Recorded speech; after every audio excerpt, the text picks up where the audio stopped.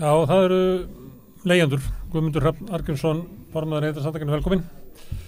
Hérna við spjöllum baráttu leigjenda hér heima og erlendis. Og við farið yfir ýmislegt. Ég veit ekki hvar við höfum að byrja núna.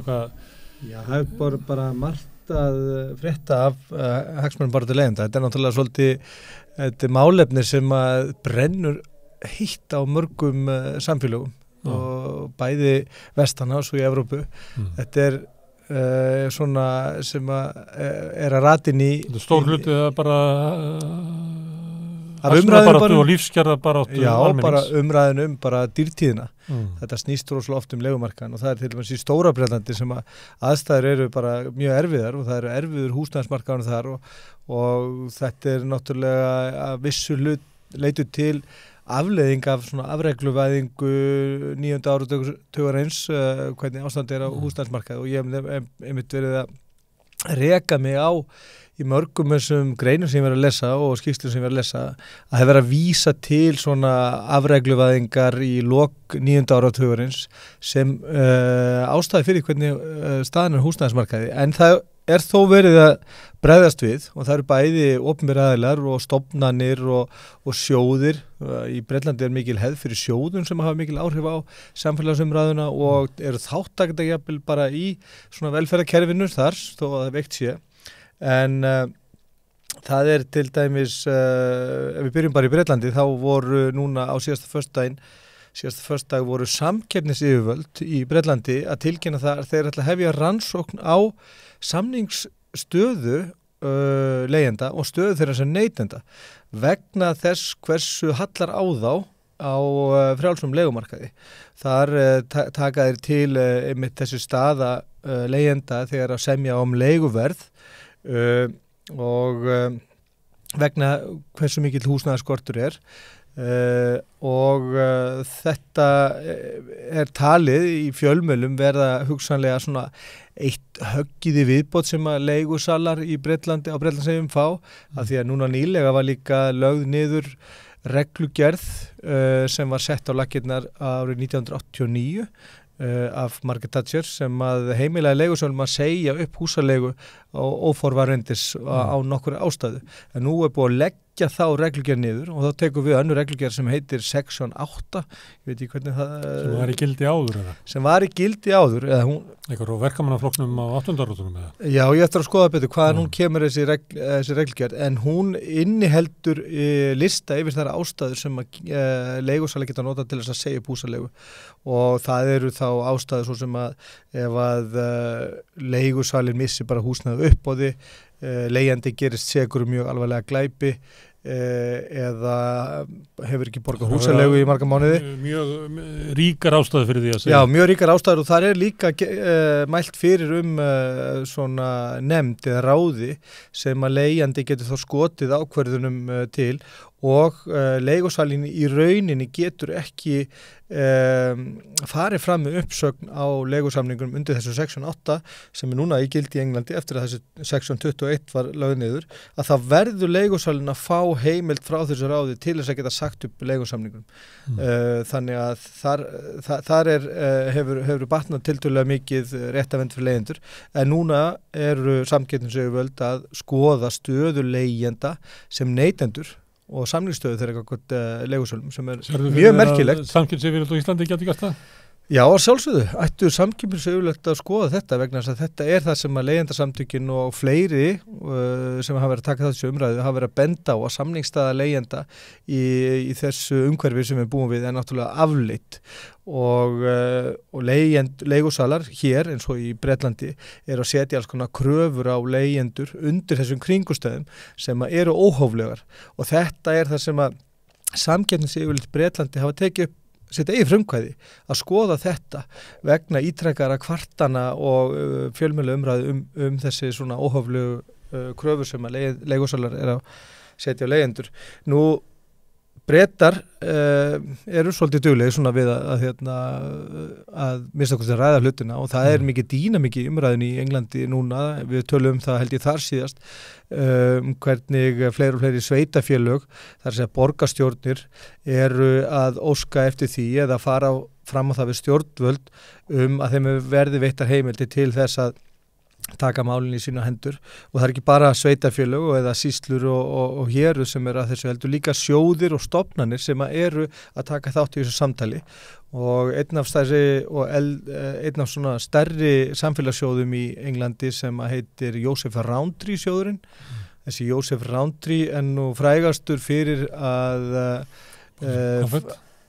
fyrir ekki konfett? Jú, fyrir Quality Street og fyrir KitKat og Smarties en hann lagði öll sína auðafi inn í þennan sjóð, það nú fjölmargir sjóður undir þessum nöfnum en þessi svona stærsti sjóðurinn núna hefur mikil áhrif á samfélagsumræðuna, hann að fara fram á það að sveitafélög geti að fara fram á það við stjórnvöld að sveitafélög fái heimildir til að setja skorðu uppkaupum á fasteignamarkaði vegna þess að hann telur að samkeppnisstaða þeirra eða staða kaupenda á fasteignamarkaði, það að segja almenna kaupenda, sé slæm þegar kemur að því að svona miða við fjárfesta og braskara. Er þetta ekki okkur ástandið hérna? Það eru helst þeir sem að kaupa fasteigni til þess að leigja út sem að kaupa þess? Já, þetta það sem að sjóðurinn að benda á og þetta sé vandamálið og vill að sveitafélagi fái heimildir til þess að setja skorður, sína eigin skorður á uppkaup eignafólks á fasteignamarkaði og bendir endar á það líka í leiðinu vegna sem við erum kannski að upplifa svipaðar aðstæður og sjóðurinn að benda á í þessari sömu skýrslu sem kom út núna í síðustu viku að nú hafa breski banka verið að svona herða kröfur varðandi greiðslumat og svona takmarka aðgang almennings að lánsfé að sjóðurinn verið eins og við réttilega benda á. Það gerir líka eignafólki frekar kleift, þeir sem ekki eins háðir lántökum að sölsa undir sig frekar húsnæði og þetta held ég að muni verða raunin hér. Hér náttúrulega bara búið að ýta út af kaupendamarkaði einstaklingum með miðlungstekjur og þar fyrir neðan og hjónum með svona kannski lægri millitekjur og þar fyrir neðan. Þau bara fá ekki greiðslumat. Akkurat. Þú veist að þau fá greiðslumat til þess að kaupa húsnæði sem ekki til af því að það er ekki húsnæði sem svona ódýrt. Nei, og þetta það sem er að benda á. Þetta munir skekkja þá stöðu þeirra enn frekar. Og þetta náttúrulega eitthvað sem ég held að íslensk stjórnvöld þurfa að fylgjast vel með hverjir eru kaupendur á fasteignamarkaði undir þessum kringumstæðum. Þetta umræðan í Bretlandi sem nú undir stjórn íhaldsmanna og mjög laskað af nýfrjálshyggjunni það land. Já. Hvernig ástandið í Bandaríkjunum svo við tölum nýfrjálshyggju? Nú Bandaríkjunum þá náttúrulega það hreint og beint bannað í 37 ríkjum í Bandaríkjunum að hið opinbera hafi eitthvað með leigumarkaðin að gera. Það að segja verðlagningu og samningsstöðu og samningsrétt. Það bara hreinlega að skrifa í 37 ríkislög að það sé bara bannað. En það núna hafa bæst við 6 ríki frá því að við tölum síðast, við tölum Los Angeles og Massachusetts, nú eru komin og Arizona og Colorado og 4 önnur ríki, mann ekki hverju það en það eru 6 ríki búin að bætast í hóp þeirra ríkja sem ætla að fella þessu lögugildi. Það að segja að fella lögin og gildi þar sem að ríki eða sveitafélög með opinbera bannað að hlutast til leigumarkaðin og eru á sama tíma með umræðu það að setja einhvers konar frekari regluverk á leigumarkaði til þess að koma í veg fyrir óhóflegar hækkanir á húsaleigumarkaði. Þannig að þar umræðan heldur áfram, við höfum oft talað svona upprisu leigjenda í Bandaríkjunum og hún heldur áfram, það eru alltaf fréttir af bæði leiguverkföllum og að svona aðgerðum leigjenda þar. Nú eru stundum sagt svona í sambandi við velferðarkerfið að Ísland sé svona mitt á milli Norðurlandana og þessara landa, svona Bretlands og Bandaríkjana. Þegar þú ert að skoða svona leigjendamálin, eru við kannski fyrir verri heldur en þessi 2 lönd, Bretland og Bandaríkjana? Já, skýrslur OECD sýna að við erum miklu frekar lík Bretlandi heldur en nokkuð tíman Norðurlandaþjóðunum í þessum svona lista yfir regluverk og leigumarkaði þá voru allar hina Norðurlandaþjóðunar í svona efsta fjórðungnum meðan við vorum í lægstu tíundinni þannig að sko við erum miklu líkar í Bretlandi og Bandaríkjunum að þessu leitin til með regluverk og vernd fyrir leigjendur, en þrátt fyrir það þá dýnamíska umræða stöðu leigjenda á meðal stjórnmálamanna og hjá blaðamönnum og sjóðum og svona þeir sem eru fyrirferðarmiklir í samfélagsumræðinu í Bretlandi, þá umræðum leigjendur mjög hávær. Hún það ekki hér. Það bara þú, eða ekki? Já, það eru náttúrulega ekki bara ég, það eru fleiri sem eru að ræða Jó, hafa nú komið einhverju þingmenn, hafa nú tekið Já, og svo hafa verkalýðsforingjar bæði hjá Eflingu og hjá ofan Akranesi og Vaffer og fleiri sem hafa verið svona nefna leigjendur. En fyrir til Evrópu, meginlandsins, Þýskaland? Já, þýsku leigjendasamtökin svolítið áhugavert að því að við höfum verið að ræða hérna vísitölutengingu húsaleigusamninga. Þýsku leigjendasamtökin voru að mótmæli því þessari vísitölutengingu húsaleigusamninga sem að aukast í Þýskalandi og það bent á það að ef að framfer sem horfir að þá mun þetta vera risastórt vandamál í Þýskalandi vegna þess að fleiri og fleiri leigufélög þeir tala svona hvað heitir þetta, exponential hækkun eða svona stór aukin hlutfallslega hækkun á aukningu í vísitölutengdum húsaleigusamningum. Þeir eru þó ekki nema 2,2% af öllum húsaleigusamningum í Þýskalandi. Ennþá. Hvað er þessu Íslandi því? 100%? Já, ætla sé ekki nála því. En þeir eru orðnir 2,2% í Þýskalandi. Og þeir eru áhugjur? Já, þeir eru mikla áhugjur. Ekki bara leigjendasamtökin, heldur eru bæði stjórnmálamenn af sambandsþinginu Þýska og í svona ýmsu svæða hafa verið að tjá sig að þetta sé hættulegt og þýsku leigjendasamtökin vil hérna bara banna þessa vísitölutengingu leigusamninga, en vel að merkja þá það vísitölutengdir einungis einu svona ári, en þrátt fyrir að þeir séu bara orðnir 2,2% öllum samningum og séu bara vísitölutengdir einu svona ári, þá hafa þýsk stjórnvöld farið fram með umræðum að þetta þurfi að leiðrétta og þýsku leigjendasamtökin vilja banna þetta. Þannig að 93% allra leigjenda í Þýskalandi eru með svona staðlaða svona almenna samninga. Það skipta íslenska leigjendur svolítið miklu máli ef að vísitöluhækkunum kemur bara einu svona ári, 10% verðbólgu, 250 skall leiga sem lágleiga í dag, að þá geti þetta munað svona 150 skalli. Já, ári. Áskundl, já. Þetta eru svona það munar þetta. Já, munar þetta þegar enginn að gera þetta mánaðarlega eins og Íslendingar? Ég hef ekki rekist á það. Ég get ekki fullyrt það sé hugsanlega kannski eitthvað ríki í öðrum heimsálfum eins og í Miðausturlöndum, Afríku eða Asíu. Þetta ekki Ástralíu, þetta ekki Eyjaálfu, Bandaríkjunum, hugsanlega eitthvað staðar í Suður-Ameríku. Ég veit ekki, oft tala að Argentína sé eitthvað svona svipað og Ísland með verðtryggð samninga. Nú það hefur enda komið svo á daginn að það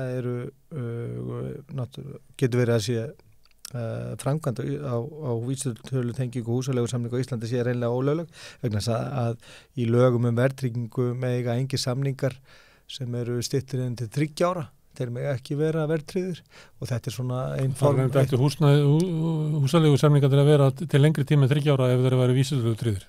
Já, það allavega í þessum lögum verðtryggingar þá þurfa svona kaupsamningar eða svona samningar, verðtryggðarsamningar að vera til lengri 3 ára. Öðrum kosti mega ekki vera verðtryggður og vísitölutenging náttúrulega eitt form af verðtryggingu eða bara verðtrygging. Þannig við þurfum að skoða þetta betur hvort það hreinlega að allir leigusamningar sem eru til styttir en 3 ára, hugsanlega vísitölutenging á þeim bara ólögleg og þetta ætlum við að skoða nánar. Nú Má ég fara með til Ástralíu? Þú nefndir Ástralíu. Já, Ástralía, það merkilegt vegna þess að ég hef sagt frá því hérna áður að eftir að koma út skýrsla og rannsókn og erindi frá Kristíni Whitehead sem prófessor í London School of Economics og hefur verið að rannsaka húsnæðismarkaði í Evrópu og Vestanhafs undanfarið svona 20-30 ár, að hún kom fram með niðurstöður sína rannsóknar núna í Barcelona í haust þar sem hún nefndi að svona annar og þriðju kynslóða regluverk á leigumarkaði og það væri engar vísbendingar að þessar konar reglusett hefði áhrif eða letjandi áhrif á fjárfesta á fasteignamarkaði. Það sem það gerði hins vegar var að það fækkaði þessu okkurlega bröskurum eða spekulators. Nú að koma fram önnur rannsókn frá ekki bara skóla í Ástralíu heldur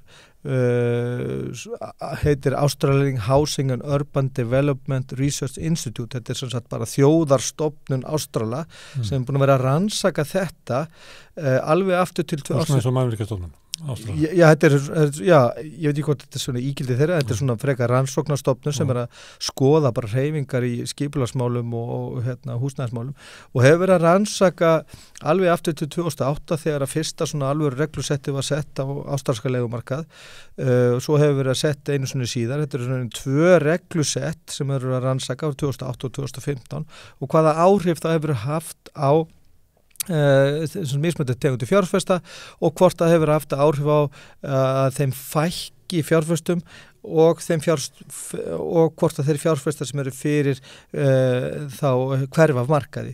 Nú við fyrra reglusettið hafði þetta engin áhrif, það hefði engin áhrif á hvort að fyrirtæki og fjárfestar voru fjárfestar á húsnæðismarkaði. Við seinna reglusettið 2015 voru engin áhrif í það áttina að það voru ekki nokkur sem var vel að merkja, það reglusett var miklu strángara, það er að segja reglusettir sem kom fyrir 2018 það hafði ýmiss konar reglur varðandi vernd fyrir leigjendur og varðandi sérstaklega varðandi leiguverð, það var settir regla alls konar takmarkanir á hækkun, þar segja að það var hækkun var frjáls en það var mjög erfitt fyrir leigusalinn að hækka, það þurfti að fara í gegnum ákveðið ferli og leigu upphæðin hún gæti ekki hækka nema þá einu svona ári og það tók það 12 Sýna fram á að það væri byggt á einhverjum raunverulegri kostnaðar auka hjá honum sjálfum og slíku. Já, þar á meðal og líka það hún tók heldur ekki strax gildi og það er þetta tilkynna eftir ákveðnum leiðum og hún tók svo gildi miklu mun seinna og svo var þetta að gera þetta bara einu svona ári. En 2015 þá komu frekari reglur og var að setja á svona nefnd eða svona tribúnal þar sem að leigandinn gat sem sagt hafnað hækkun á húsaleigu og þá fór það fyrir þessa nefnd og þá til leigusalinn að sína fram á hans einu aukinn kostnað eða þess að til þess að réttlæta hækkunina og þetta er þessi 2 reglusett en í niðurstöðum rannsóknarna segir bara bæði í inngangnum og í niðurstöðum rannsóknar að þetta hafði engin áhrif á framboð ekki nokkur einasta áhrif á framboð. Það sem þeir merktu í loka rannsóknartímas sem þeir binda reyndar við COVID vegna þess að þetta er á árum 2020 til loka ársins 2021 að það virðist vera að það drægi úr nýjum fjárfestingum eða nýjum framkvæmdum en þeir merkja það bara við almennt það dró úr mannvirkjagerð á þessum tíma en það eru sem sagt enga vísbendingur um það að svona regluverk sem að kemur til með vernda leigjendur hafi áhrif á fjárfesta en þeir segja alveg eins og í rannsókn London School of Economics það fækkar bröskurum og það er meira pláss fyrir stofnana fjárfesta og þá sem eru þarna inni með alvöru gegnum tilgangi og það er betra fyrir þá að vera þarna inni þegar braskarinn eru farið. Reglunar eru góða fyrir alla nema braskarina. Já, það er akkurat, það er eiginlega niðurstöðum. Engum ætti að þykja væntum en íslensk stjórnvöldum þeim þykja væntum og vilja viðhalda þeim. Já, það er bara svoleiðis. Svíþjóð, þar er nú móðir allra leigjendasamtaka sem eru þar. Já. Öflugustu leigjendasamtaka í heimi. Já, og stærstu félagsamtöku í Svíþjóð. Já. Þau eru með svona samningsrétt ekki dósipað þessu bara stjættafélag og verkalýsfélag og þau hafa verið núna í samningu að gerð við þau semja sem sagt við hvert stórt leigufélag fyrir sig og eitt af stærstu Þú er að semja við Ölmu. Já og þeir eru núna nýlega búin að vera í samningagerð við eitt af stærstu fasteignafélagum í Svíþjóð sem er í hluta til eigu sveitafélaga og lífeyrissjóða þeir vildu fá að hækka húsaleguna 7,5%. Vel að merkja þá húsalega í Svíþjóð næstu í 60-70% lægri heldur svona almennt hérna. En þetta var hækkun sem þeir vildu fá í gegn, leigufélagi 7,5%. Náðu ekki samningum og þar tók við málunum þá svona eins konar sáttasemjari. Það segja svona leigur... Ekki svona verkbann leigufélagsins, þannig að rak bara alla leigendur heim?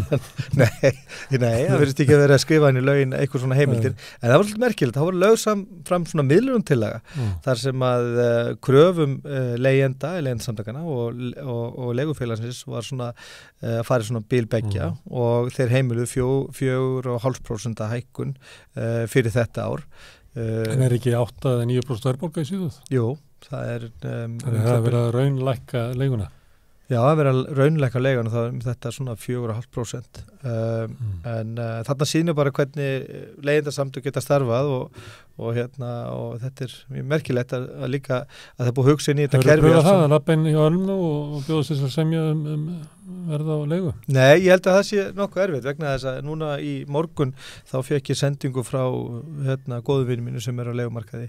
Hann í þeirri stöðu eins og margir leigjendur að þurfa að finna sér nýtt húsnæði og búin að vera að leita eftir íbúðum og hefur verið að fylgjast með leigumarkaðum eins og við.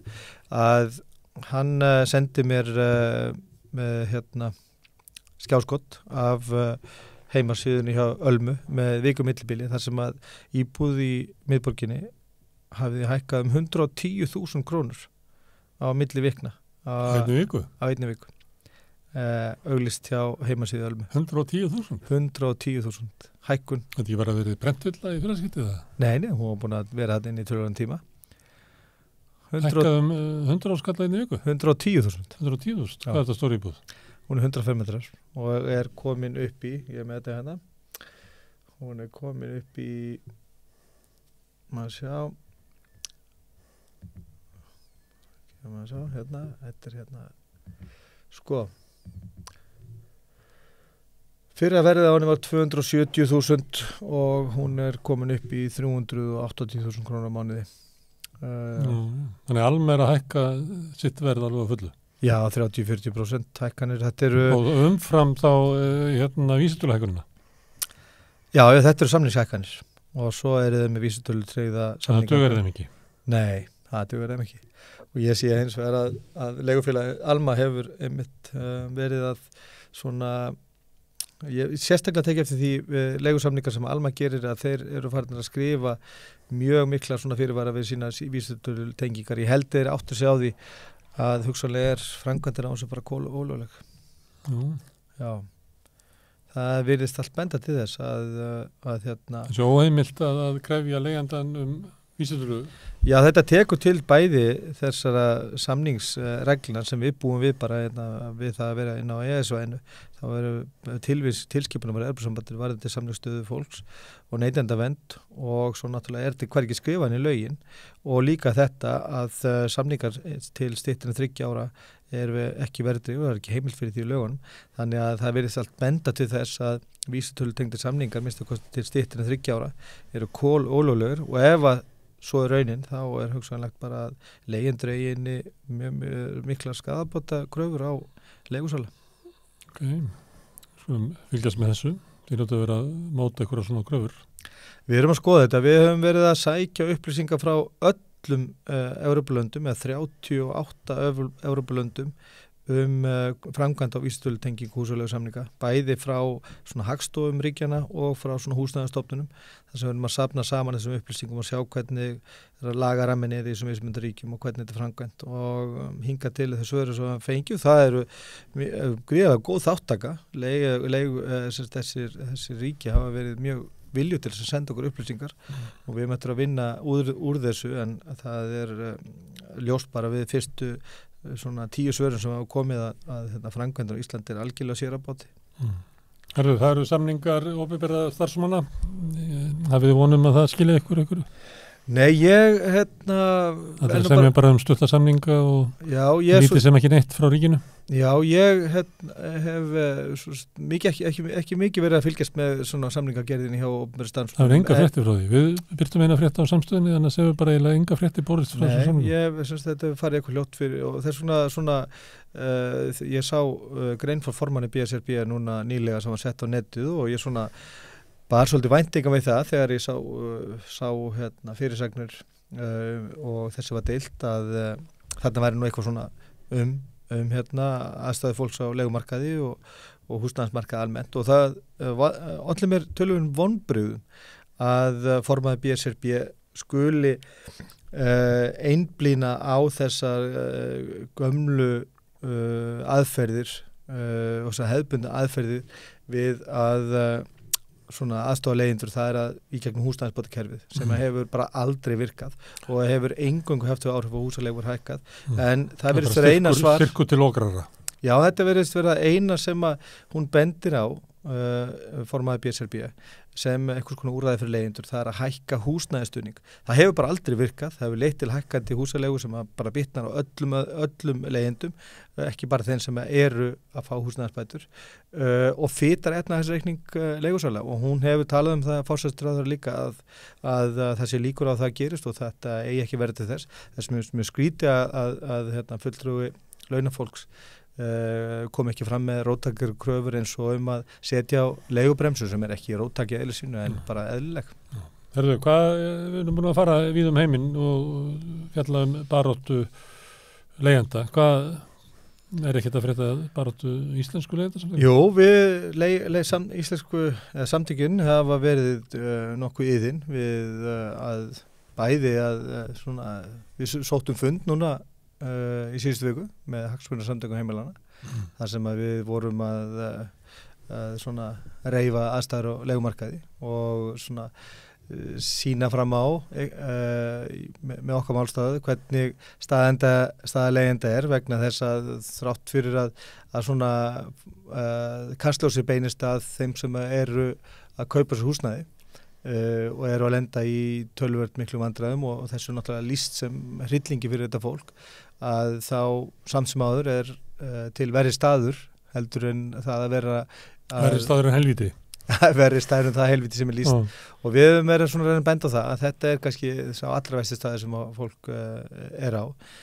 samtökin eru líka að reyna Er það svo? Myndirðu ekki óska neinum manni svo illt að vera fastur á íslensku leigumarkaði? Ég myndi ekki óska nokkrum manni það ekki nema viðkomandi sé tilbúin að láta eftir allt sitt ævistarf í hendur á leigusala og verði svo eignalaus og á leigumarkaði á lífeyrisaldri en ég er ekki þykir nokkuð við sem að það er ekki nokkuð maður sem óskar sér það og ég óska bara engum að vera á íslensku leigumarkaði og sérstaklega ekki börnunum mínum eða börnum annara. Ég held að margir foreldrar kvíði því að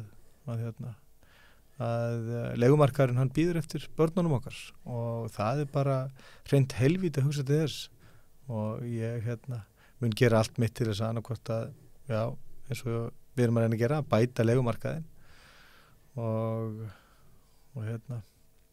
verður áhverð og verður alltaf verið að segja stjórnvöld alltaf verið að skoða þetta og íhuga þetta og kanna þetta og skoða þetta og íhuga þetta og sérðu eitthvað ávinning? Nei, ég sé ekki ávinning á þeim endanum en við höfum bara í dag þá sendum við út fyrirspurn til allra þingflokka á Alþingi þar sem við óskum eftir fundi hér snarasta til þess að fara yfir ákveðin atriði sem við höfum verið að safna saman.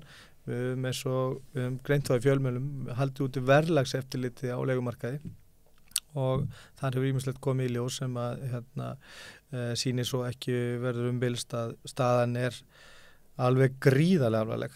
Við erum ítrekkað að fá fréttir af því að það eru 100 til 200 einstaklingar og fjölskyldur sem sækja einhverja einastu íbúð sem kemur á leigumarkaðinn og svo í gegnum þessa yfirfyrir okkar síðustu mánuðin þá hefur við bara séð hvernig leiguverðir þróast langt umfram það sem að hinn opinbera versjá segir okkur og hefur nú okkur þótt nóg hvað hún sýnir og hvað svo vísitala sýnir. Hverju getur það valdið? Akkur er það? Að þið opinbera aðilar byrti ekki raunverulegar hækkanir og leigumarkaði? Já, þeir hafa bara ekkit, ég veit ekki af hverju þeir hafa bara ekki gert þetta sama og við erum að gera. Það að segja, fara bara í svona talningu. Við gerum þetta okkur einsta degi, við bara skráum hvern einasta auglista húsaleigusamning og setjum inn þar til að gera gagnagrunn og vinnum úr honum tölur þróun á leiguverði. En eins og við vitum öll, þá Versi húsalegu eingöngu byggð á englistum samningum sem eru minnihluta samninga.